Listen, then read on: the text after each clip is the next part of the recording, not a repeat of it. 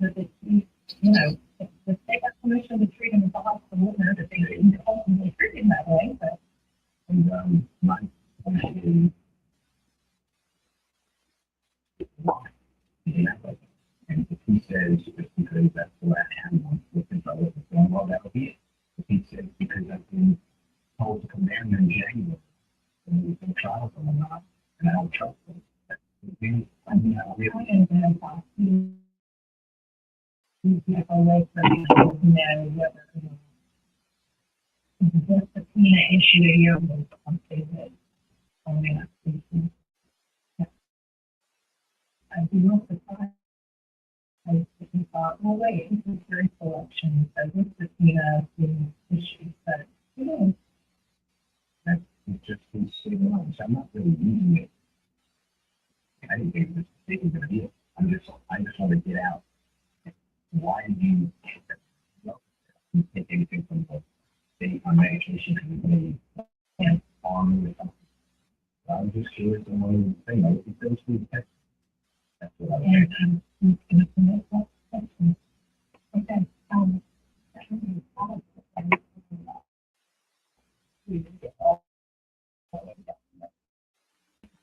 Yeah, the 32 district of the state of Tennessee is not for transactions. Somebody else to hit the Pursuant to visit with this one. just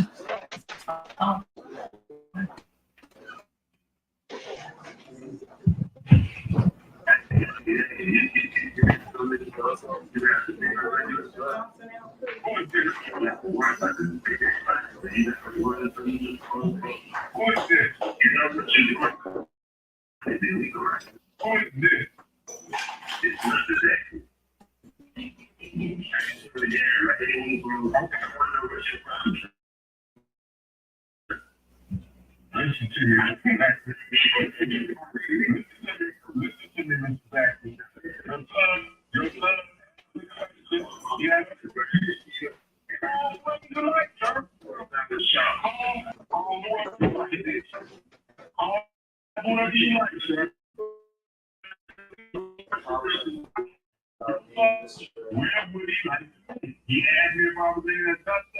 I told him he knew I was in the dust. So we had to work on it. So we need a jail man with like I'm not going to talk to you. I'll talk to you first. Also here, my expert direct testimony, he may ask you for a quick time to consult with his expert. After the phone expert, the other parties will ask you for about a 10-15 minute break, so we can go through some of the proposed exhibits with these, the state's last witness in our case sheet, and then we'll get that witness on the stand. The break that you'll ask for this evidence after the direct of Mr. Chairman's witness, will it be short, or do I need to excuse the jury?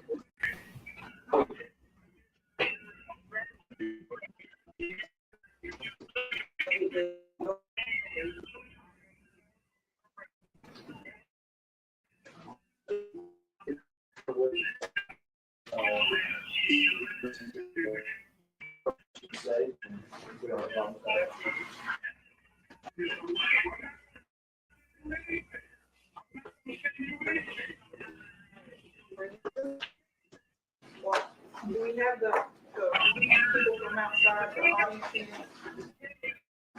Do we have the audience in outside?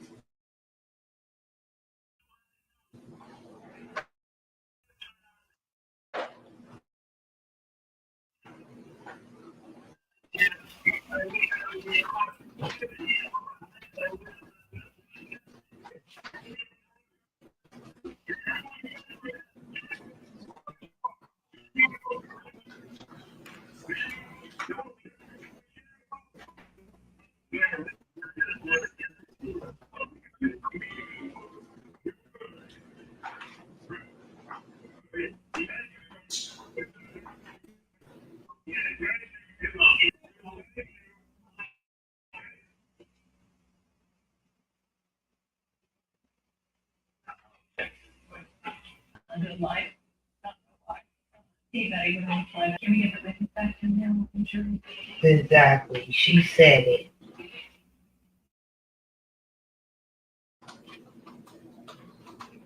Right. No, nobody looked good on that.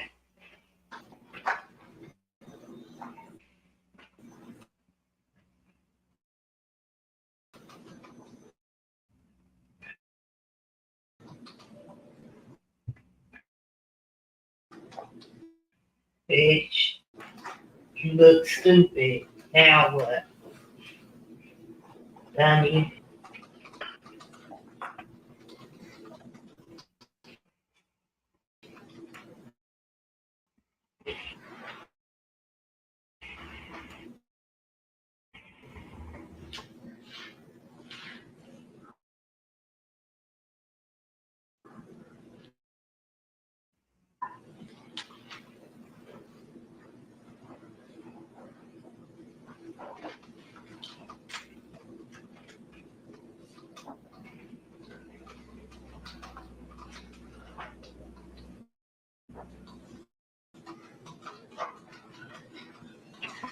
I just wear that cake.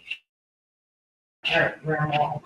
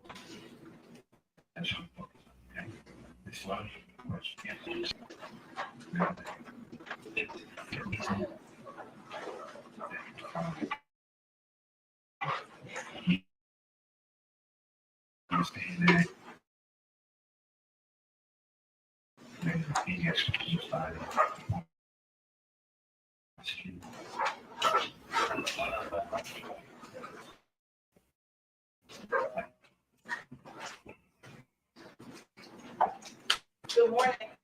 Morning. We're gonna get started this morning. We got a little work to do.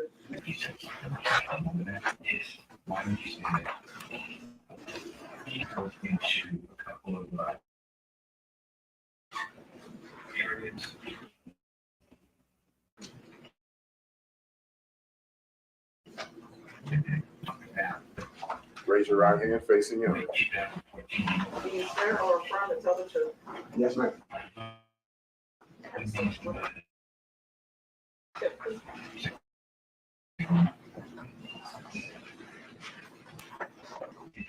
My first name is Mahaj. My last name is Abdullah.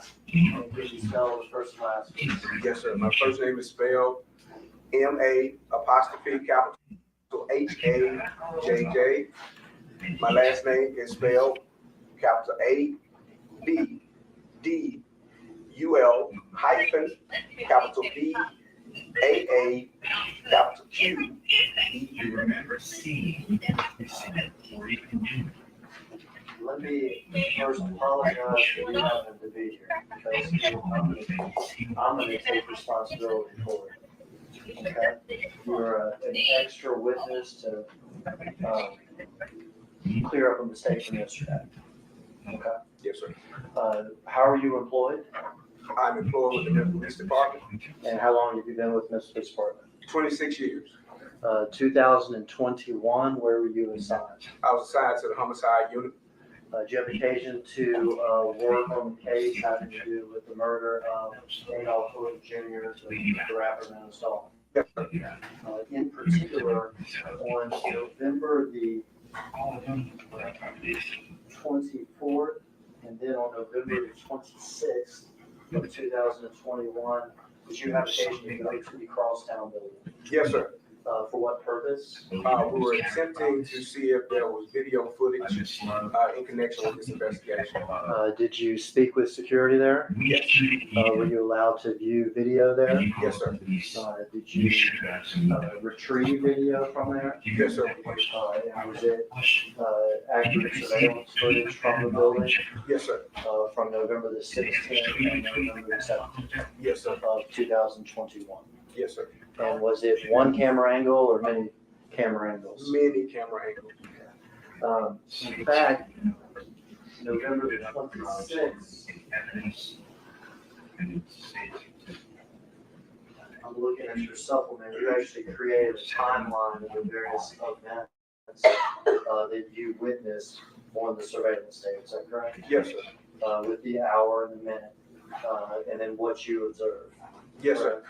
For instance, at 2:41, the surveillance video shows a male wearing a black cap with a Bass Pro logo. You made that sort of timeline, is that right? Yes, sir. That accounted for, or did it account for the comings and goings of a suspect that I sort of just described with the Bass Pro hat? Yes, sir. Those videos that you viewed and that you obtained, did they have timestamps on them? Yes, sir. So when you watched the videos, you could see what time it was and you could see the time going as you watched it. Yes, sir. Those accurate timestamps? Yes, sir. Okay. Did I explain to you Judge, I earlier? don't object to the answer about accuracy unless he lay a foundation as to how he would know that. Did you review the footage with the security officers? Yes, sir. And when you reviewed that security footage, were you invited back to see, where they had this footage and where they kept it and everything? Yes, sir. And did you observe the time on the video that you were, when you were back there, to be the true time of the security cameras? Yes, sir. Did I explain to you before you got on the stand how those videos were played to the jury? Yes, sir. Did I explain to you that each sort of event, let's say it's the man in the Bass Pro hat leaving the building at 2:40 a.m., okay, was shown as a reel, which would mean the individual, for instance, would watch the elevator and be on the elevator camera. And then when he got in the elevator, it would switch to the inside of the camera. So when he got to the lobby, it would switch the lobby to the parking area and start the camera. Yes, sir. Okay. When you obtain the videos, though, you got videos of each separate camera, right? Yes, sir. Did I explain to you a reel of the cameras that the timestamps disappear and aren't part of the reel? Yes, sir. And did I tell you that to make up for that, a black screen was inserted in front of each of the events on the reel that had a time of what we were looking at? Yes, sir. Did I tell you that of the various events, that black screen was correct for all but one? Yes, sir. And I tell you there was a mistake with regard to one of those reels.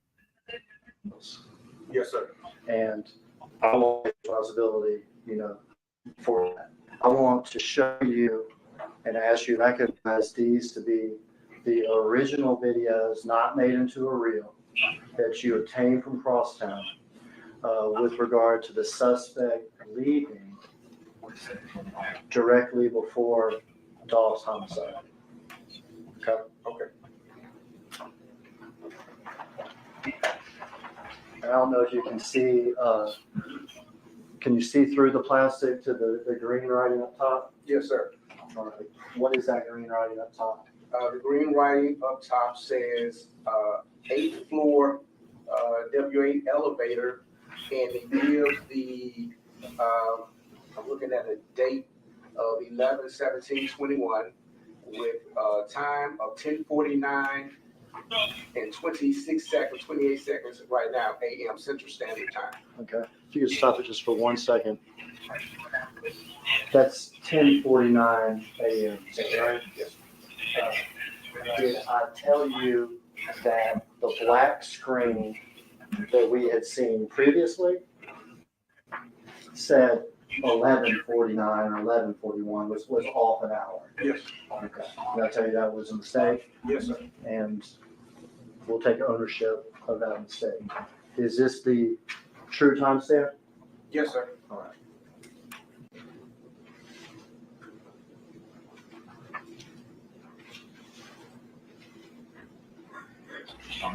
Okay.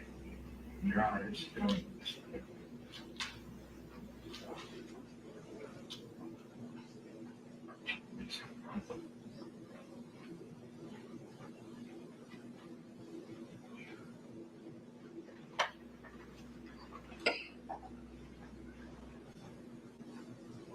Judge, may we approach research? Stop it there.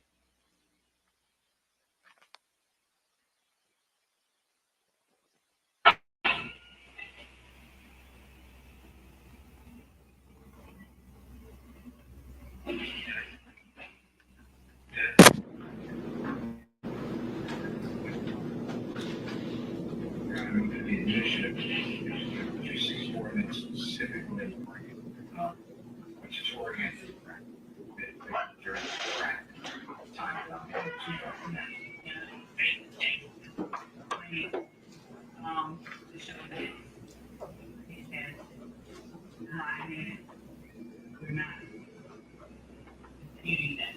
So we're watching the entire video, not spliced into a reel.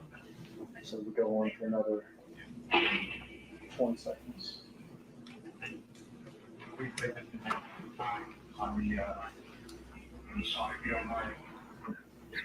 And the timestamp now is 10:51:14 a.m. Yes, sir. We go to the next camera.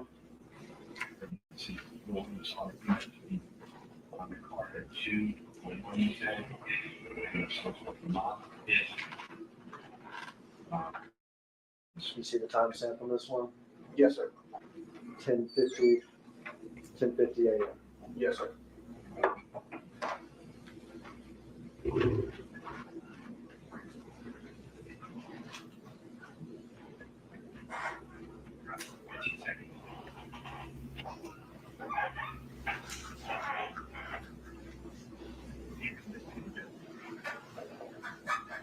This mirrors the stage exhibit 711.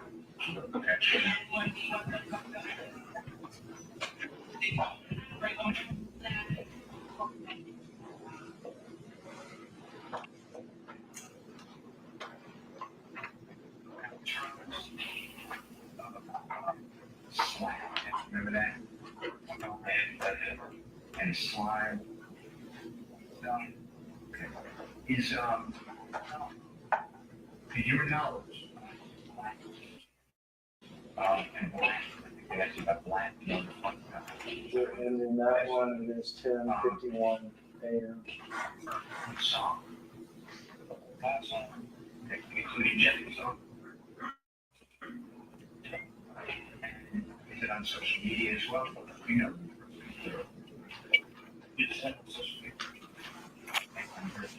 In the streets and you have fun.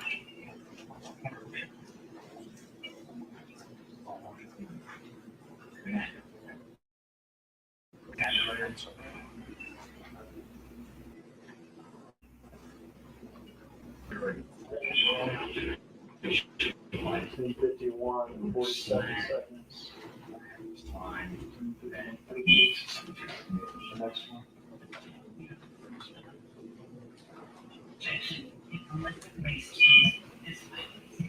It could be speculation, and then they the jury with the station committing about a crime and speculation outside of It's just speculation. I think the rule that's that I'm dating her.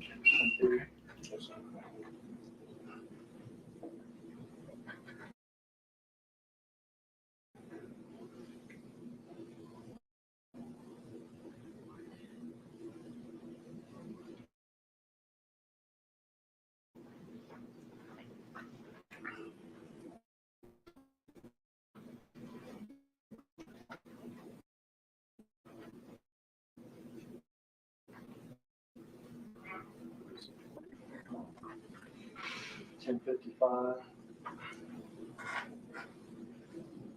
Turn it into 10:56. It was right at the 50-something seconds.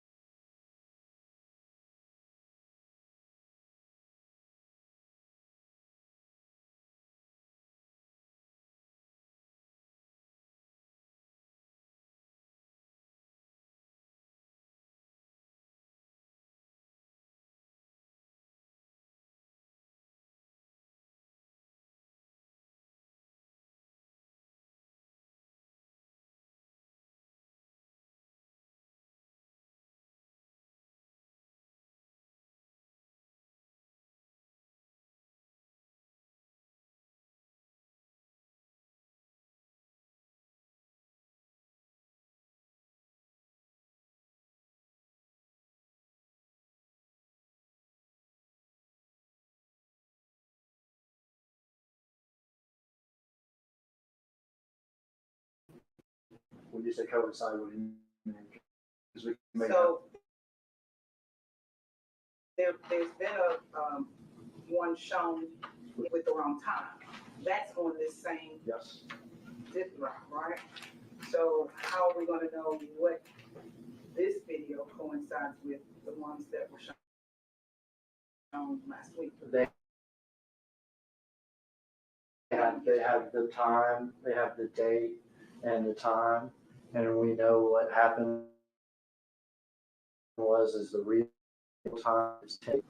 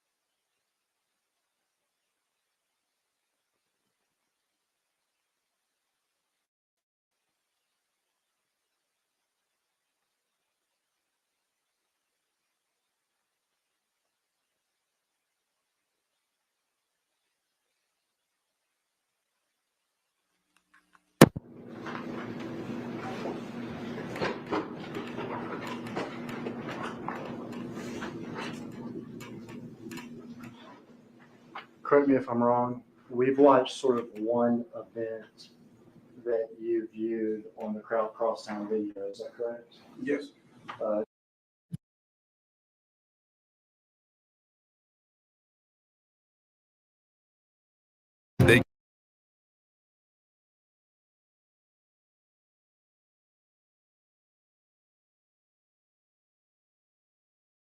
Half before the shooting. Yes. You also watched other video, correct? Yes, sir.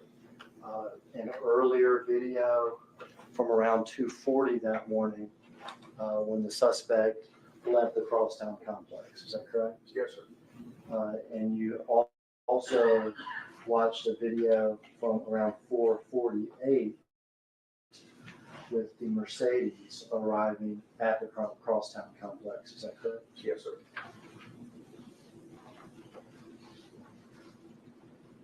And then you also watched a video from later that evening around 7:52 p.m. Of the suspect returning to Crosstown, is that correct? Yes, sir. And then a video around 8:17 p.m. of the suspect with luggage leaving the Crosstown concourse, is that right? Yes, sir. And as you watch these videos, did you also create a timeline of these events? Yes, sir. And did you do that back when you originally watched the videos, 11/24 and 11/26 of 2021? Yes, sir. Now, I passed you this document and asked you what this is. Oh, I think we'll.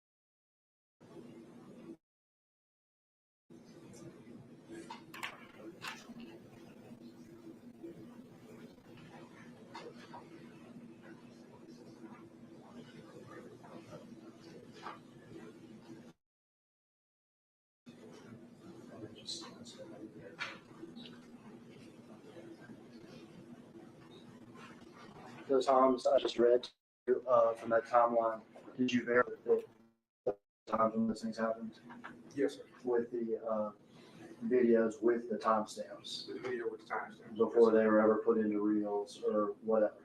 Yes, sir.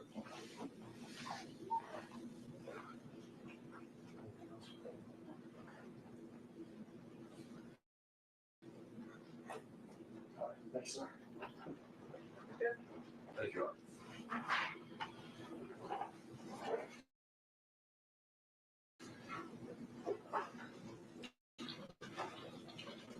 Good morning, sir. Doing all right today? Doing well, doing well. So I've just got a few questions for you. Appreciate you being here. Yes, sir. So you were asked some questions about obtaining the crosstown videos, and I think you said that you went on November 24th to try to obtain video from crosstown and the 26th. Yes, sir. Did you go twice because you weren't able to get them the first time and had to go back, or were you able to get some the first time and some the second time? We were not able to get anything initially because they had to have a technician to actually retrieve the video. But what we did, we went in and reviewed, and I say we, I'm talking about my partner, Sergeant West and I. We went in and we reviewed within a certain time frame, which was from, I think we reviewed from 2:30 to about 11 o'clock was our time frame of review. And we went and reviewed those time frames and had bookmarks done. Okay. Once the bookmarks was done of videos from each section or part of camera view at Crosstown Concourse, then their technician came in later and downloaded those bookmarks for us. Fair to say that the system that you're watching these videos is a computer system? Yes, sir. Okay. Not like old school VCRs, tapes, you know, a wall or anything, right? No, sir. Okay. And I'm sure in your long career in law enforcement, you've collected a lot of surveillance video Yes, sir. from different locations. And you would agree with me that it's not uncommon for surveillance video timestamps to be inaccurate. That's true. Right? And I think you said the way that you went about trying to confirm accuracy was by looking at the time when you were there and looking at the video and saying it was the same, like those times matched. If you're there on the 24th at 2 p.m., you looked up at the system and it said on the video it was the 24th at 2 p.m. Yeah, we compared the live view. The live view. Yes, sir. But you would agree with me, you weren't watching the live view on November 17th or November 16th when these concourse videos were being recorded, correct? No, we were not. You're going back and reviewing an archived video format of those, correct? I'm sorry. Yes. And truth be told, you can't, whether it was the live view was accurate, right? You can't say whether it was accurate on the 17th, right? Because all you did was look on the 24th and go, oh, it says it's 2 p.m. on the 24th. And the live view shows it as 2 p.m. on the 24th. Therefore, this must be accurate. That's right. Yes, we use a live view to check and see if the cameras were accurate during that time before we did the bookmarks. But that test alone doesn't tell you whether or not accurate on November 17th and November 7th. You would have to, right? So you can't say that these times are accurate as to what occurred on November 16th or 17th, right? Because you don't know if the system was rebooted, malfunctioned, something happened. You can't speak to any of that. I cannot tell you anything happened to that system. I can only tell you that when we did our initial view, and as far as live view is concerned, we compared, and that's been our best practice to do each and every time we download video to make sure that there is no differentiation between hour, minutes. Sometimes it can be a time loop or time loops. That's why we do the live view best practice before we begin that review. All right, and that's something, because especially on a system like this, that's something that, you know, computer technician would have to tell you. right? Someone familiar with the system, that audits the system or works on the system, or at least is qualified and knows the system. To let us know if there was a time loop or there was an inaccuracy. Mhm. Yes.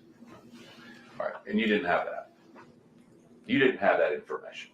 Well, we had computer technician with us at the time, because he was the one that had to download all the footage that we had bookmarked. So yes, there was someone there to let us know that, yeah, this is the time. Right, but other than saying we booked, because you said you bookmarked it, other than saying we bookmarked these times, did you ever say, was there any issue with the system? Do we know these times to be accurate? That was never a question answered. All right, you just based that on the live time. Yes. All right. His ability to tell us that we were in live time and it was accurate during the time in which we started the preparation of bookmarking. Perfect. Yes, sir. Thank you so much. Yes, sir. Oh, 1 second.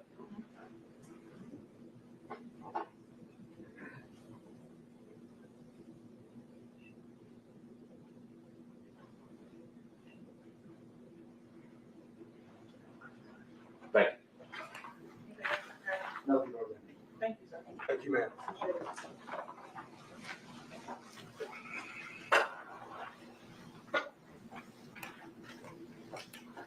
Call your next witness. It's been Michael Gardner.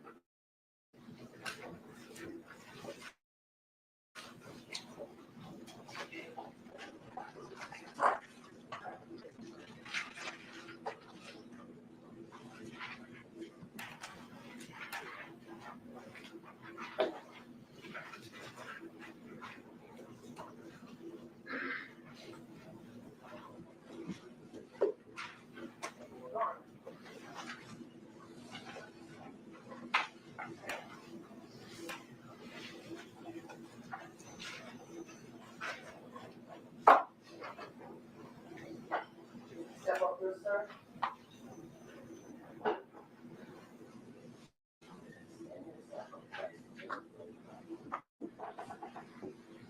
Do you swear or affirm to tell the truth?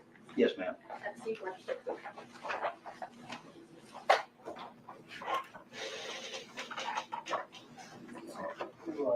Tell us your name, please, Michael Garner, and spell the first and last name for the record, please. MICHAELGARNER.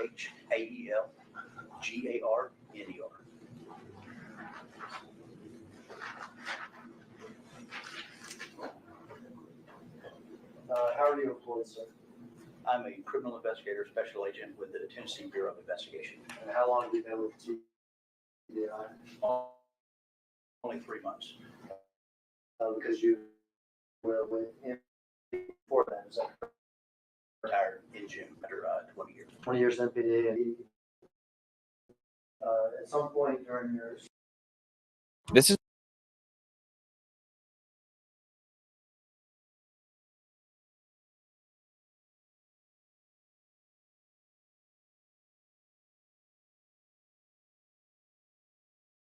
A computer guy to look at it, and that's when I started in forensics, which became full-time in July of 20. so 6 or 7 years ago, you got your start in this. Yes, sir. And then full-time at MPD, what is a digital forensics person do? We extracted evidence from mobile devices, GPS monitors, car infotainment centers, and reported those things out to the investigators working the cases.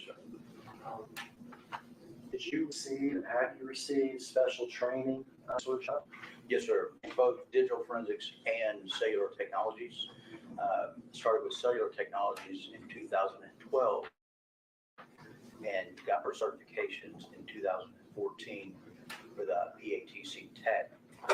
And then in 2015, I started working with the electronic surveillance and communication intercepts. And I got certified on PLS through a company called Enlink and called PLS. And then working digital forensics, we like to try and marry the cellular technologies from the cell phone carriers with the device itself. So then I started working with applications like CellHawk and, of course, forensic applications like Celebrite and Magnet that would pull the data from the device, look at the CDRs, and just put those for a complete picture of like a digital footprint. And is there still training that you do? You keep updated on this? Yes, sir. This technology changes quite often. You can tell the last couple of years with 4G going to 5G, and about every 2 months, I continue education with sometimes 1 hour blocks, but often 3 hour blocks of instructions on the evolving technologies. And that's through their systems and neutral ATC tag.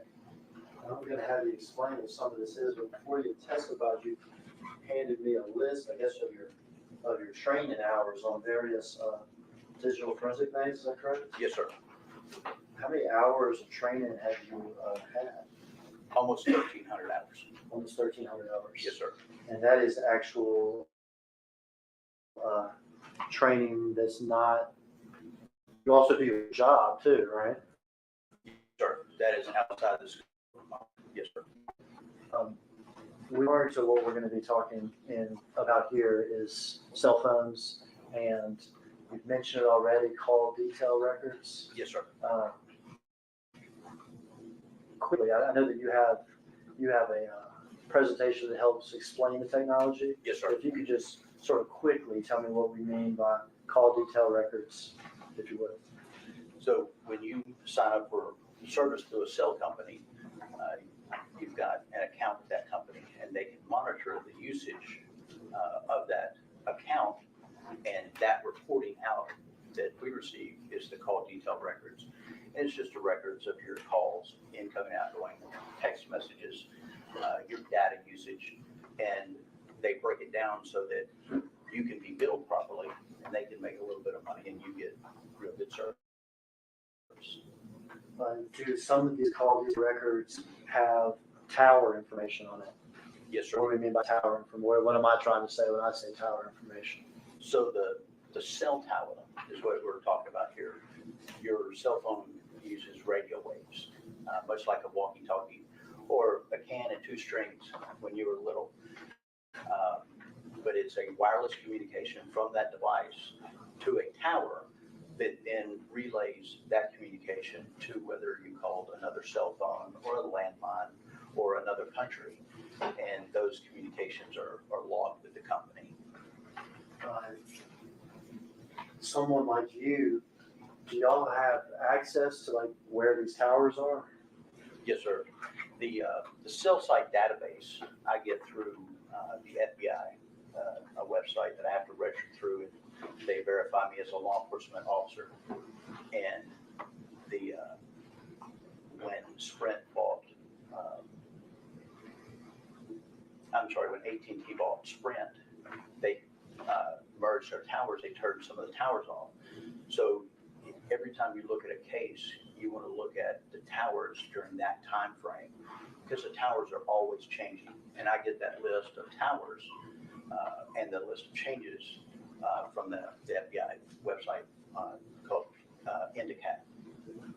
And so in your job, are sometimes you asked, or are you sometimes asked to look at call detail records that have tower information and attempt to determine approximate areas that particular device could be located in at a certain time? Yes, sir, quite often. And are you able to do that? That is there? Absolutely, yes, sir. Done that a lot. I've done that almost 1,000 times. Almost on a day-to-day basis at MPD? Yes, sir, daily. And part of your job now at TBI? Yes, sir. Was a lot of that training, those hours, spent on that sort of concept or that practice? Over 1/3 of those hours are in cellular technology. Yes, sir. Have you had occasion in the courts of Shelby County to testify as an expert on these call detail records, emphasis on location, before? Yes, sir, I have. One time or multiple times? multiple times. State court and federal court? Federal court was digital forensics, not cellular technology, but this one. With digital forensics, would that include extractions from cell phones? Yes, sir. And what is an extraction from a cell phone?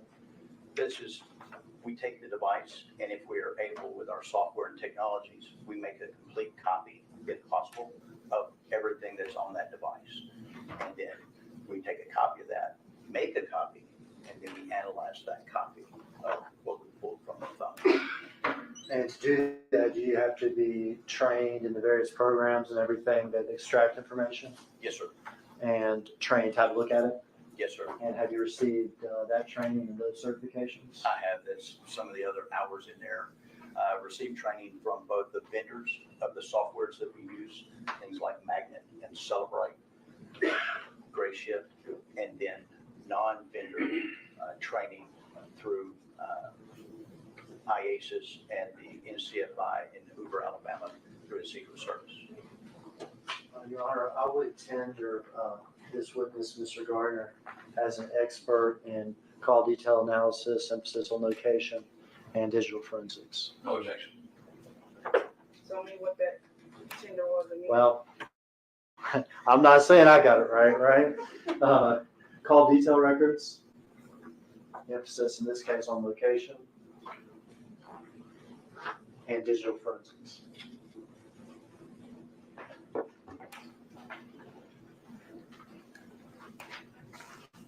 Extra copy of it? Okay, I can use it. So I qualify this witness, Mr. Garner, as an expert in the area of call detail records with an emphasis in location and digital, what was that last word? Digital forensics. Thank you. I'm sorry, Your Honor. That's all right. I'm struggling with the technology over here.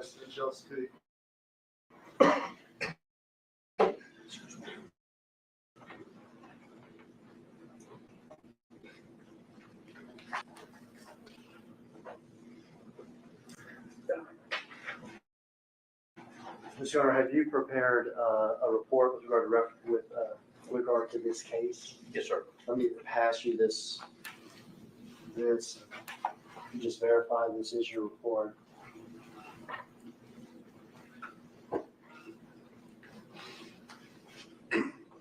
Yes, sir.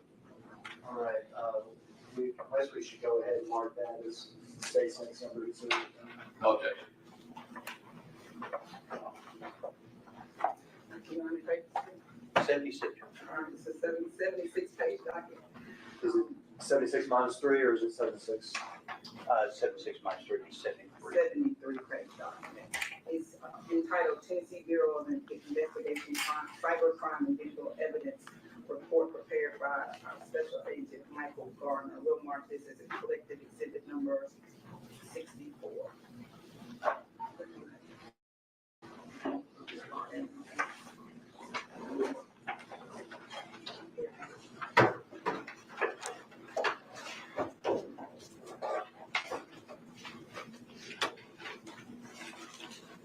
We could return that to the witness. And if we can publish this as I asked Agent Gardner questions. We managed to get it on the computer up here, so we're ahead of the game. I just see the title page with regard to this case, is that right? Yes, sir. All right, we skip to the next. You can go ahead. All right. So during my presentation, I just do want to show these slides of me just mapping out where a cell tower location is and the antenna. I kind of want to teach you about what I'm talking about here, the kind of an overview of cellular technology and how it works. Because some people think you hit send on the phone and it goes to a satellite and then comes down. So they do have satellite phones. That's not what we're talking about here today. And then I'm going to go over the requested information of me, what they had asked of me, and then my analysis, and then the mapping of those records.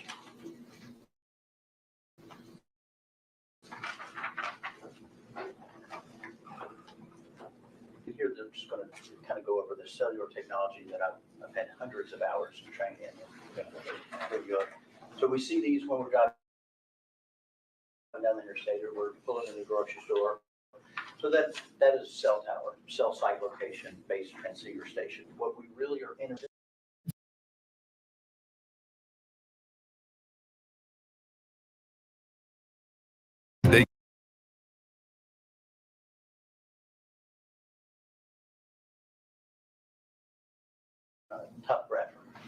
topographical area and the population of that area. The more cell phones, the more coverage you need, the more antennas you need, the better service that they can be provided for you. So they want to keep you as their customer. So, and then the next slide, when I talked about, we don't want to have the thought that just because it's a radio wave, how does that work? Unless a device is calling another device on the same tower, all these radio waves actually touch copper. It's like our phones in our house when we use the wired phones, that actually touches copper.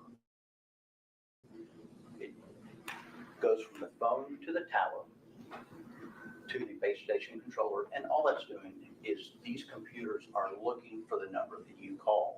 If it's not there, it moves to the next one. And all of these towers keeping record of the phones that it's communicating with. This entire network is run by computers that know where the device is. That's how they can connect a call so quickly. But they can't all be connected wirelessly. So they hit the gateway. The gateway goes to copper. And this copper line is how we can connect multiple switches together, and switches contain lots of cell towers. That way we can have a wireless network that's actually got a backbone built on phone cables. And so even though we're using a wireless device, it's actually touching copper. It's actually going to copper. So it doesn't go into space and it doesn't come down. And anywhere where you don't have a cell tower, you're not going to have cell coverage. So if you're out in the ocean, for example, and it sounds kind of silly, but you want to think, you see the cell tower, that's going to have a cellular communication. So this is how the network routes your call. And each of these computers maintains a log of phone numbers, and that's part of the call detail records that we get back. Now that rectangular antenna that you see on that tower head, it broadcasts a radio signal. And in a lab, in a laboratory environment, that is what that antenna is broadcasting in a perfect environment. It's about a 120-degree spread, 120-degree spread, and it broadcasts out. But it also has a little bit on the side and some on the back. But that's in a perfect lab environment. This is usually what, if you requested what a particular antenna, what its frequency broadcast is, you would get a graph much like this. And based on that graph, they build the cellular networks much like a honeycomb from a beehive because it's very strong. And you get overlapping signals. So in case one side of a tower gets full, or there's a building in the way, a lot of trees, another side of another tower can cover that weak area. So they overlap these sectors, again, to give you the best service so they can make money. Because if you're unhappy, you're going to leave your carrier. You don't make any money that way. So they design these cell sites to maximize coverage for you. And that's how they're set up to broadcast, just like a honeycomb. And that little black triangle right in the center, that is one tower broadcasting in 3 different directions. You're gonna leave your carrier unless you're stuck with your carrier. It's too much trouble to change. If you're unhappy, there's no too much trouble, sir. So this is a mapping from an old case I've done, and I just wanted to show you what my mapping software, or what some of our mapping software is going to report out.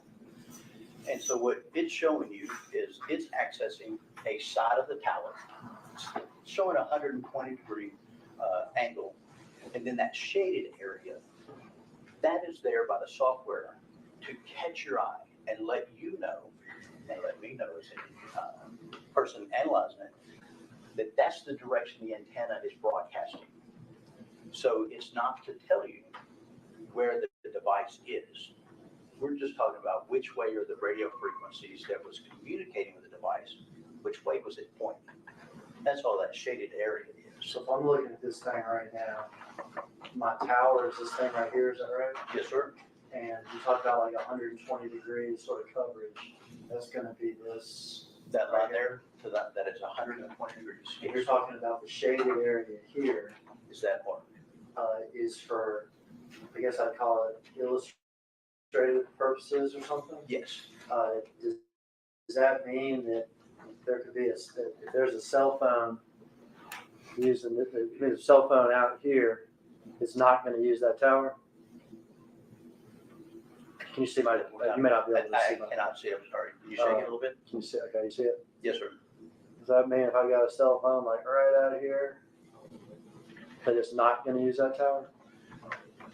Technically, if that cell phone accessed that tower, it is using that tower. So I can tell you it's using the tower, but I can't tell you where it is, where it's using it from. Okay, I guess I was trying to figure out, when you said it's to catch our eye, I think why'd you say this area here was to catch our eye? I want your eye to know that the phone was accessing that tower from that direction. And I guess that's why I'm asking it, because that shows more than a direction. That shows a boundary. It shows an area. That shaded area is just to draw the eye more towards, it's coming from that area instead of behind it. So is this bound, so I guess I'm trying to just get things straight. Is this boundary a strict boundary when we start? Absolutely not. Okay, that's what I thought. Okay. So this is illustrative of sort of an area or a direction. But this boundary very well may extend a little further or a little less, not be perfectly arc-shaped, Yes, sir. That boundary has absolutely nothing to do with the cell site coverage. Nothing at all. It is put in by the software just as illustrative, just to know which direction that antenna was pointing and broadcasting. I understand the point of that. Yes, sir. And then the next slide.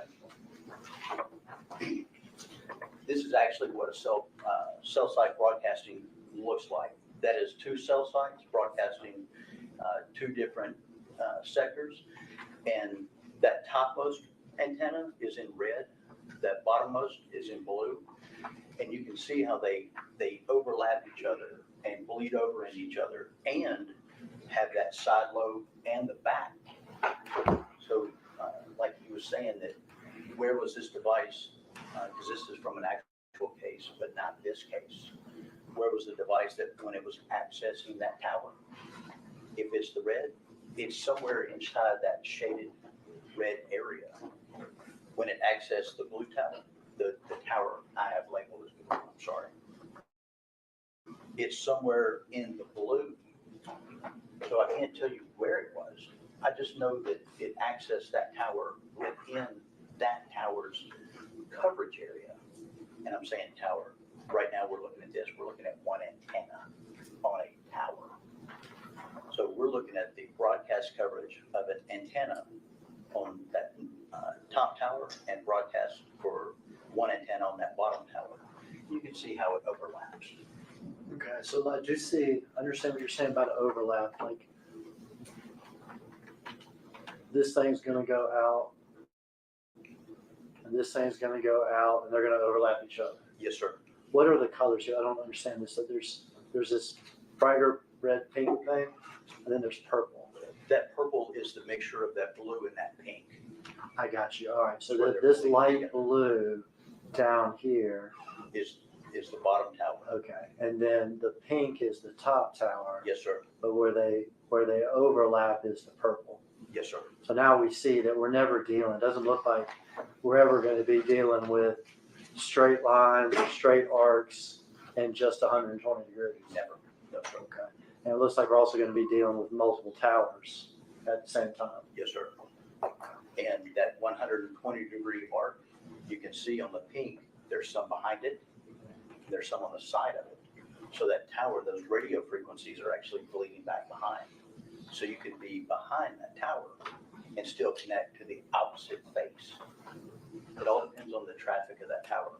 And these maps, that mapping was done at a specific date and time. It will change based on weather. It's rainy, the tower is not going to go out as far. We're going to have a music fest downtown. They're going to shrink.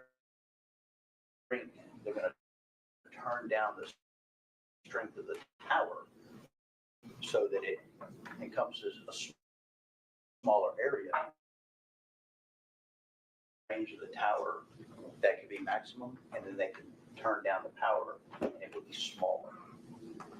So I'm going to ask a question that may skip ahead. I just want to go ahead and ask it. For what I'm getting already from this, correct me if I'm wrong, is you or anybody's not going to be able to pinpoint exactly where a cell phone is in terms of a meter or 2 meters or 10 meters or 20 meters at any particular time. No, sir. What I'm getting is that we're talking about areas. Yes, sir.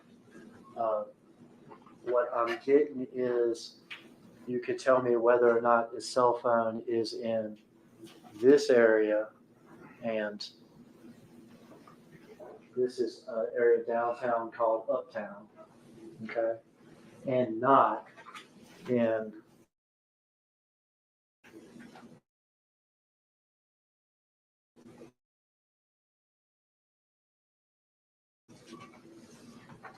Midtown over here. Blue dots in there, those are other cell towers. So that can help me exclude where I'm looking. absolutely, because a cell phone it's not going to grab.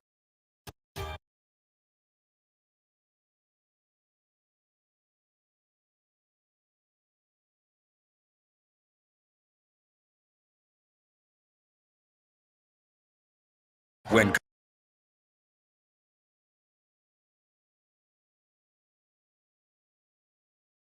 Next one that's available to it. But you're probably not going to skip 3 towers because the probability of those towers being full at that exact point in time. So I'm probably, you can see where my cursor is right here. you would be closer to the towers than you would be out there. Yes, sir. Yeah, so if I'm accessing one of these 2 towers right here, right, then my phone's probably not 4 or 5 towers over right here. Correct. Okay, I got you. And especially looking at this map, that little blob of pink down at the bottom right-hand corner is coming from that tower at the top. But there's, how many we have? 1, 2, 3, 4. 4 towers from that tower to that blob. If that device is in that blob, it's probably not going to grab that tower that's up at the top. It's going to grab one of the ones that's closer to it that's available, the closest available tower. Yes, sir. And I mentioned a few of these things. The coverage is never perfect. Things like buildings and the weather. Downtown we have the river. Cell phone radio waves reflect off water. And the range of that tower antenna is going to be based on the population, the terrain, the number of towers around it, because the device is always going to grab the nearest available tower, closest available, not the closest available.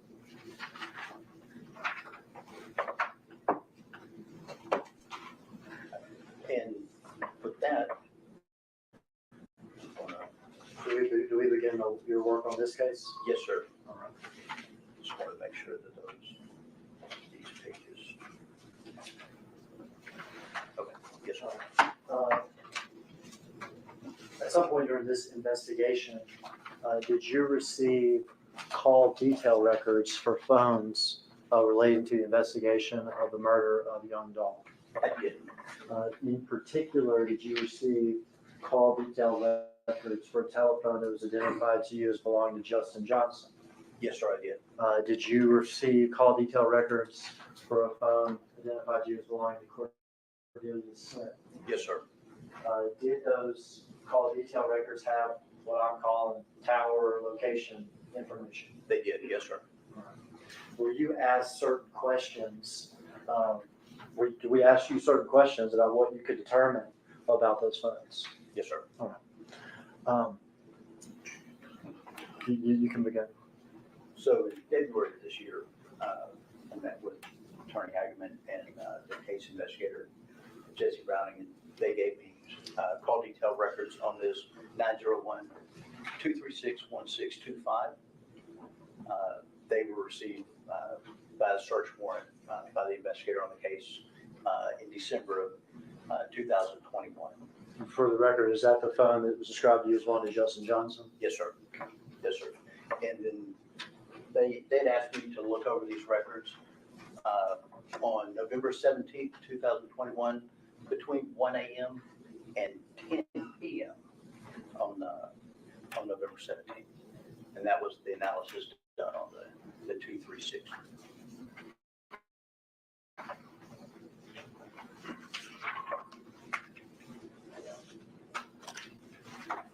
In April of this year, they brought me another phone number related to Cordelia Smith, 901-36236. And again, they were obtained by a search warrant in December of 2021. And on this device, they only asked a time frame of November 17th between 11 a.m. and 10 p.m. So not as many hours on the second phone number.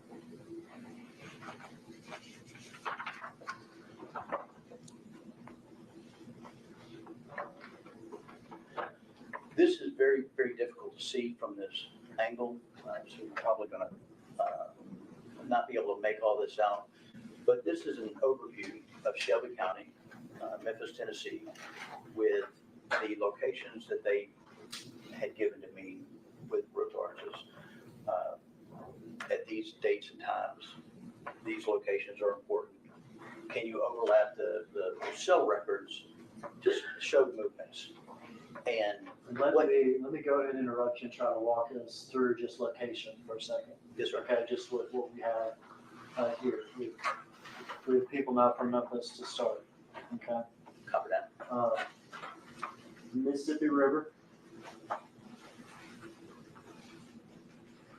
downtown Memphis. Is that right? Yes, sir. This is probably about where we are right about here or something. Is that right? I think that's the bridge. Oh, okay. I see the cursor. I couldn't see it. I apologize. Oh, Yes, sorry. that is correct. Okay, Yes, sir. Downtown Memphis. I go up here to my green dot here.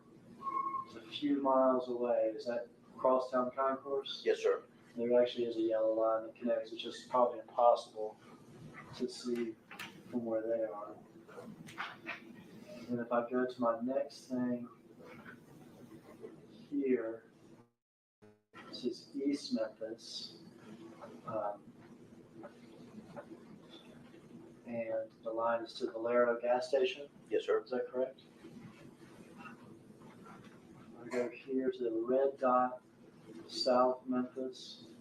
This is near the airport. This is the homicide scene at 2370 Airways. Yes, sir. And if I go down further south, there's Whitehaven over here. Further south, the Gospel Garden Apartments, used to be 2A apartments. Yes, sir. All right, so South Memphis, homicide scene, technically South Memphis. You familiar with the neighborhood Orange Mound? Yes, sir. In Orange Mound. Valero gas station by the University of Memphis. University of Memphis. East Memphis. And Crosstown next to downtown, a few miles from where we're at. Yes, sir. And all this, so you go back to tell me what we're looking at here. What's all this stuff? So I loaded the call detail records in an application called PLX by Penlink. And I did that so I can pull up every cell tower within 10 miles of guess, of Memphis, Tennessee, dead center, not downtown, but kind of dead center of Memphis, Tennessee. And based on the cell site list that I got from Indicat, there were 563 T-Mobile towers within 10 miles of Memphis, Tennessee. But based on all of those towers, we're going to look at the ones that the device accessed during the time frame that was requested of me.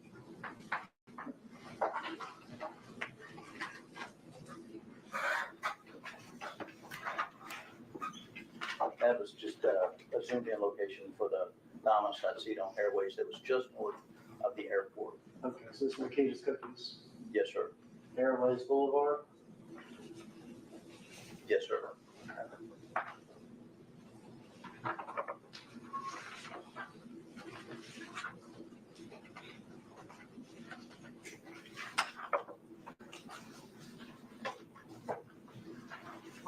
One second. It's slide.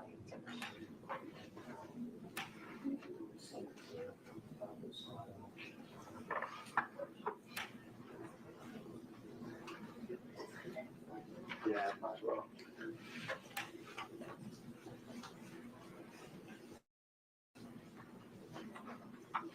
We had a couple slides that became not relevant, and so we've taken them out. So, Yes, sir. but they're still on the computer, so we're switching, we're fast forward basically.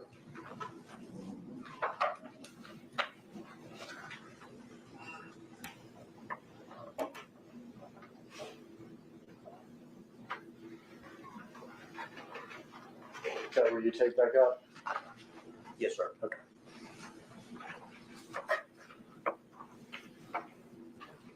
This is a screenshot of the document that we received from T-Mobile. This is one of the first pages of the call detail records. And what we've got here is the name and address of the subscriber, this top red box. And it comes back to the period guide and the address of 2667 Pfizer. And then at the bottom, the activation and termination dates of this account. So when was this account created? And the activation date was on 9/22 of 2020. Through the investigation, you're familiar with that to be a relative of Justin Johnson? Yes, sir, that's correct.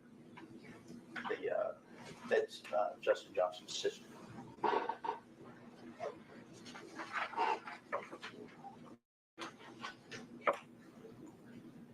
And this is the subscriber information for the second phone number, the name and address of the subscriber, Cornelius Smith, and the subscriber address of 1766 Wild Rose in Memphis, Tennessee.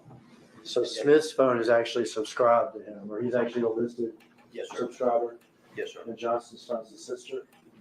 Yes, sir. That's correct.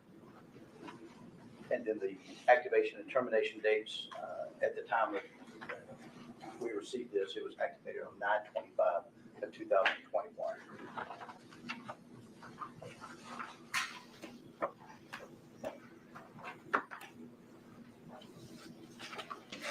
All right, looks like we're beginning with the questions that you were asked and analyzed with regard to 236-1625, which you testified is the phone described to you as Justin Johnson's. Yes, sir.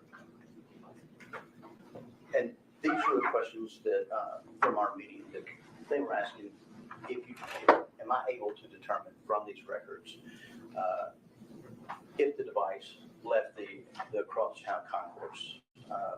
If I was able to determine if the device went to the Valero gas station at Park and Highland, am I able to determine if the device returned to the crosstown concourse? And then again, did the device leave crosstown again?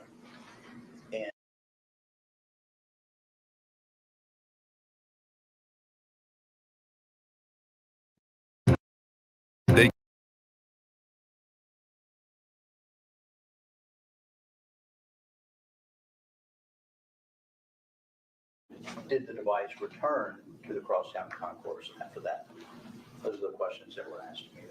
That was the basis of what I was looking for during this analysis.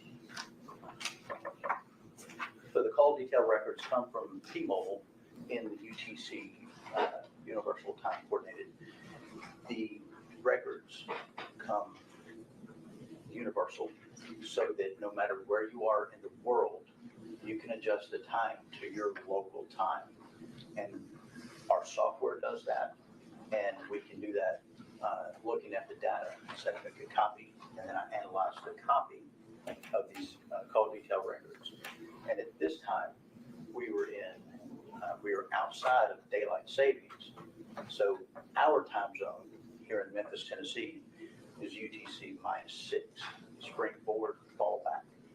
So I adjusted the call detail records to our local time zone. I did not leave them in UTC time.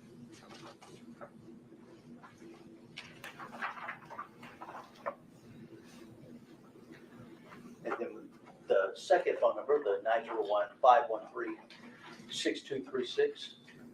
Again, these records were received from T-Mobile in UTC, and I adjusted the time zone on them as well. And only question asked on this phone number were between the hours of 11 a.m. to 5 p.m. what towers were being accessed by this device. Now, they asked me until 10 p.m. There was no activity on the device from, I think, 5:48 p.m. to 10 p.m.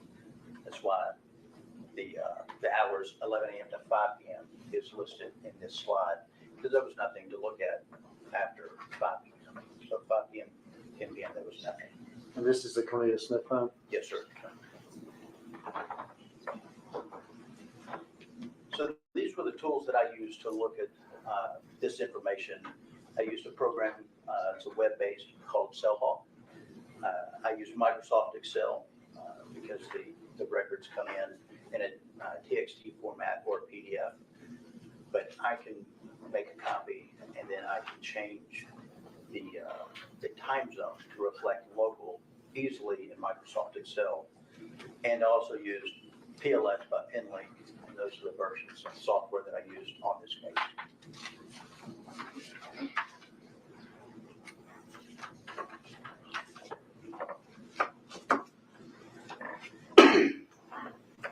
When these files are broken up in Excel, they are actually pretty wide. So we hide a couple of the rows when we're not trying to use that information because it's not relative to the investigation. We can hide out the device ID, the IMSI, the IMEI, and so what you've got across the top, and you can't see it, and that's why we use really big monitors, because these fonts are so small, and the rows across the top are pulled from the records. And what you've got is the date and time, and then I changed it from UTC to Central Standard. The duration of the call, and the duration is how long that call lasted. The direction of the call, was it leaving the mobile device or incoming or outgoing? Then the azimuth of the cell tower that was used. The azimuth is the dead center of that antenna of that 120 degrees. Then that azimuth, you're going to have 60 degrees to the left of it, 60 degrees to the right. So that's the dead center of that antenna. But as we've seen, that antenna can be more than 120. But the cell company knows the azimuth of that antenna. They're reporting that to us. Then the location of the cell tower used, they provide it in two different ways to us. They give us the latitude and longitude of the exact tower, and that is perfect. Because a lot of times you see a tower out in the middle of a field. That field has a physical address on a road, but that's not where the tower is. So they give us the lat and long latitude and longitude of that tower, so we can walk right to it using GPS if we had to repair it.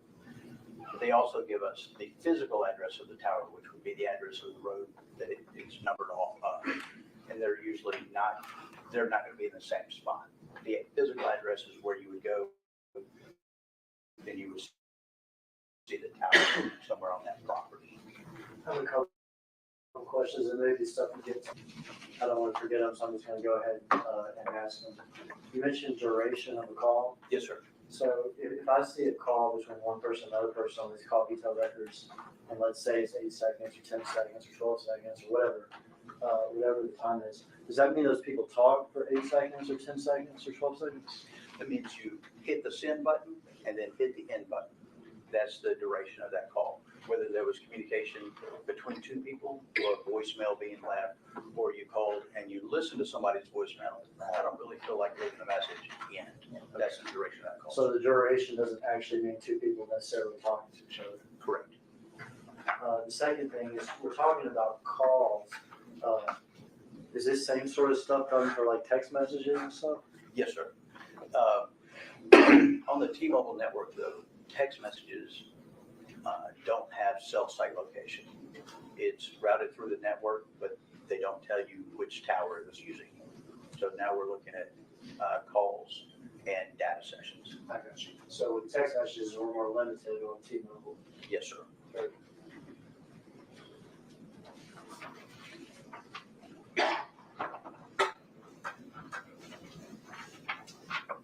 And now we're looking at the phone number 901-236-1625,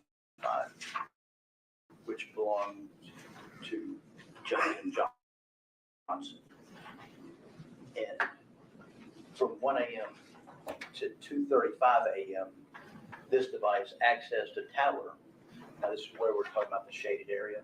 The shaded area is just showing which direction the antenna was broadcasting its radio signals. It just happened to cover the crosstown, which you see. I dropped a pin in there to denote the location of the crosstown.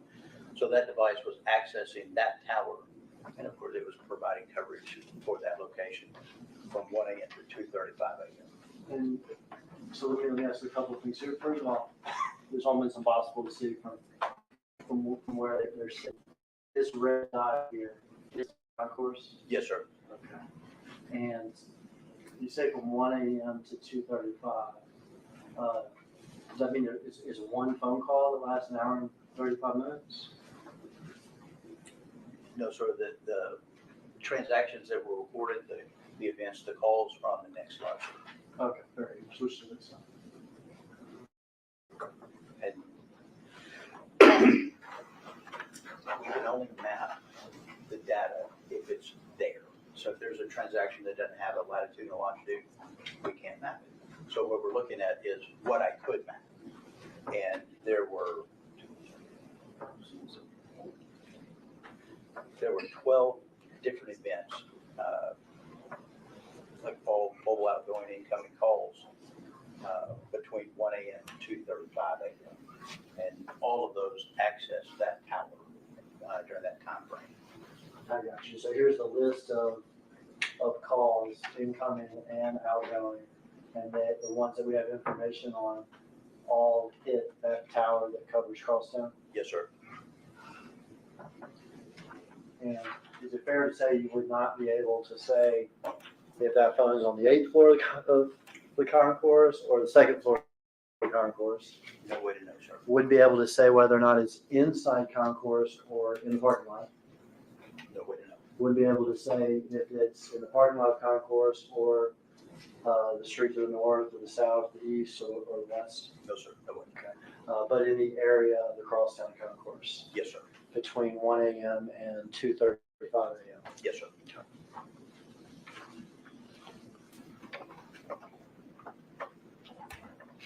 So this slide that you're looking at here, at 3:17 and 1800 of a second a.m., the device accessed a tower on the T-Mobile network. Tower number is 65667. Sector 2 with an azimuth of 180. That just means it hit the south antenna of that tower.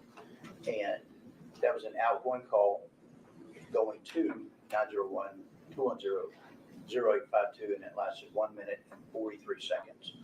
And that tower provides coverage for the area of the Valero gas station.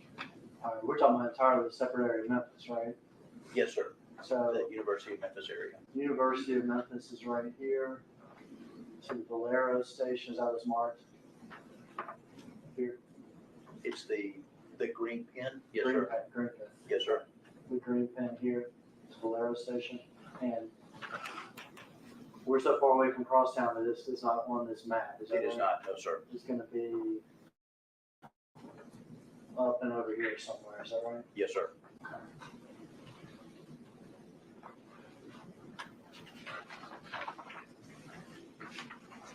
And that highlighted road right there was the data that I mapped. That's from the records, and it was,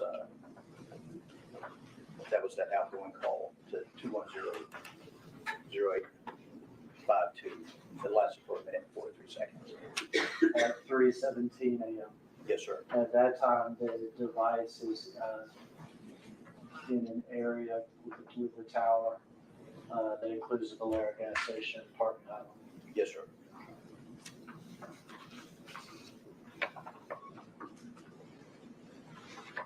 And at 4:49 a.m., the device accessed another T-Mobile tower, 65695, sector 64, azimuth 300, which is facing kind of northeast, with an outgoing call to 901-728-2851, and that call lasted for 21 seconds. And that tower is just south of the crosstown concourse that I have a pin dropped. Yes, sir. Is this the green thing, Carl? Yeah. To the green here.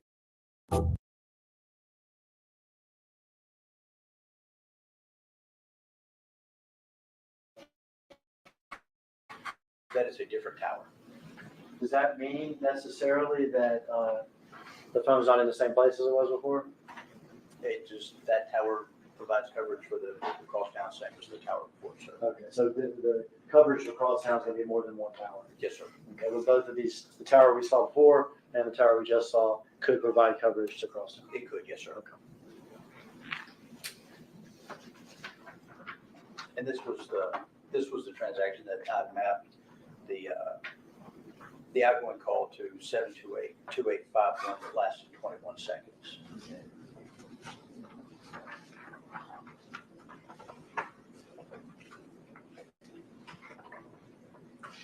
Then we go from 4:49 a.m. The next information that I could map was not until 9:56 a.m. later that morning, and that was an outgoing call to 901-728-2851 that lasted for 94 seconds, and that call access tower 11903. With sector 3, azimuth 260, facing west, kind of southwest, angled down. And that tower provides coverage for the crosstown concourse that I have a pin dropped. It's inside the shaded area as well. That's at 9:56 a.m. Yes, sir.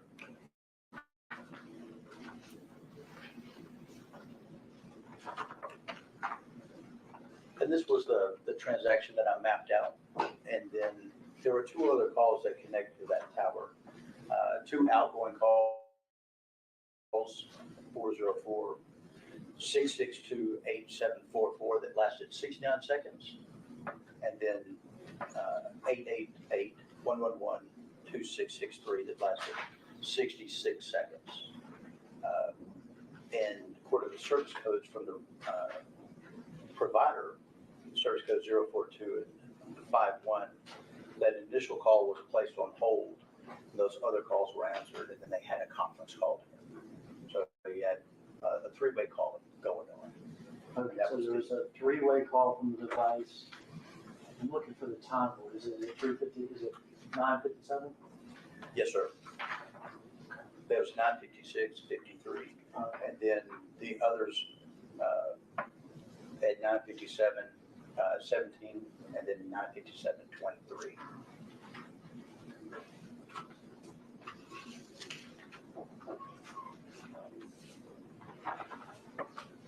Then there was an outgoing voice call made to 901-201-9581 at 11:30 and 13 seconds. That access tower 65731, sector 13, azimuth 300, just facing kind of northwest. That lasted for 112 seconds, which is 1 minute and 52 seconds.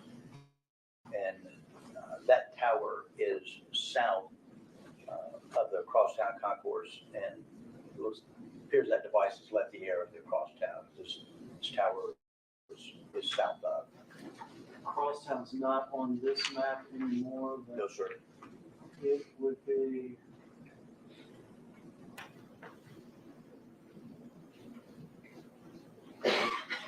North of, Yes, sir. north of this map, is that right?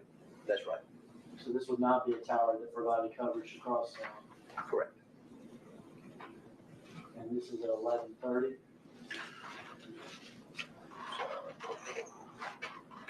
11:30, 13 seconds.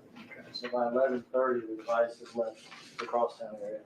Yes, sir. It's accessing towers that are south of the crosstown.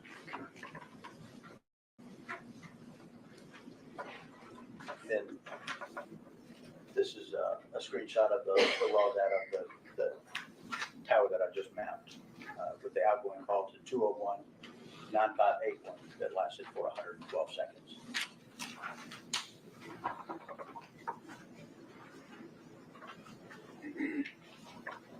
And there was an outgoing call to 901-246-0101 at 12:06:07 p.m. that accessed tower 158660 sector 3 azimuth 290, and that antenna is facing west southwest, and that lasted for 3 seconds. And then an incoming call 901-315-9866 at 12:09 that accessed tower 165641 sector 132 azimuth 145 facing southeast. There was no duration on that call. Those two calls access the towers that are facing each other, the antennas that are facing each other from those two towers. Okay, so we have two calls right there, 2 or 3 minutes apart, 12:06 and 12:09, and they're accessing these two towers, which are Yes, sir. near each other, pointing next to each other. The antennas are pointed almost directly at each other, providing coverage for that area. Okay, and do we have any pins? Do we have any pins for things we've seen before on this map? There is a pin, but it's off map. That's the area of Lamar and Sims. The Valero gas station is not on there. It's too zoomed in too close to see the homicide scene, or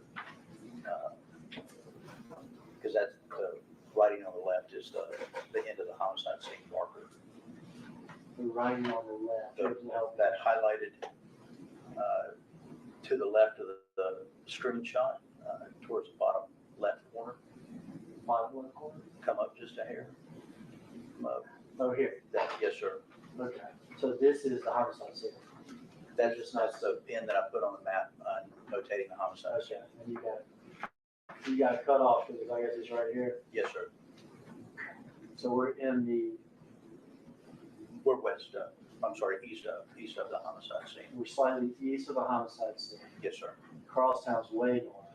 Yes, sir. Downtown's way west. Way west. Yes, sir.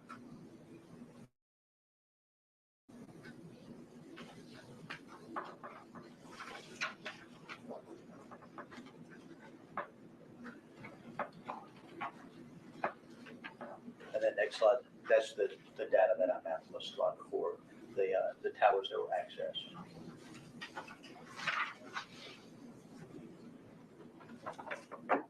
Then at 12:17. 12:17, we're getting close to homicide time, is that correct? Yes, sir. Somewhere between 12:21 and 12:23 or 4. Yes, sir. And we got an outgoing call to 901-519-1799. And that device accessed tower 164286, sector 131 with an azimuth of 90, which is facing directly east. And that call lasted for 6 seconds. That tower is in the Airways in Lamar, the area of Airways in Lamar, just north of the homicide scene.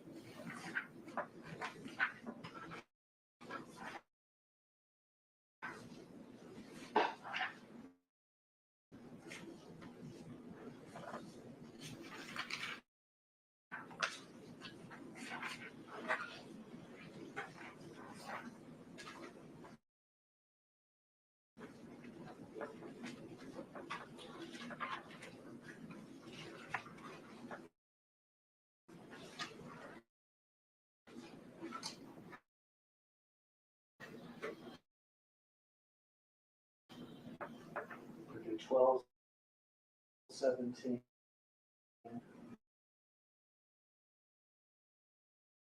Here, Yes, sir. and that's not you doing that. What is we have a pin on this map? There's no pin on this map. The homicide scene is off screen, towards the bottom. Airways.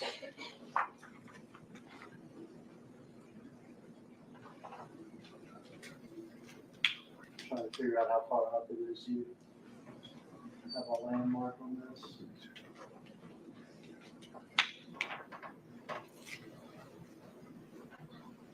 We'll see it better on the next map. Yes, sir. Okay.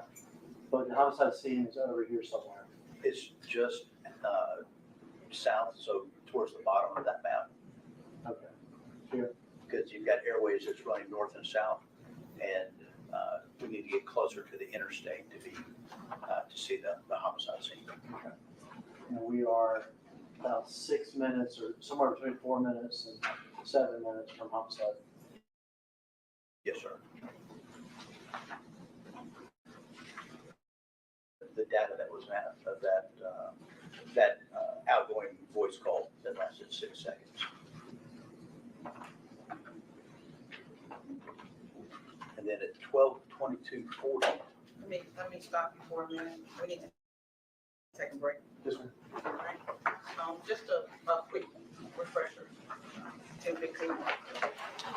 Keep your notebooks here. And we can stand in recess. Court stays in recess.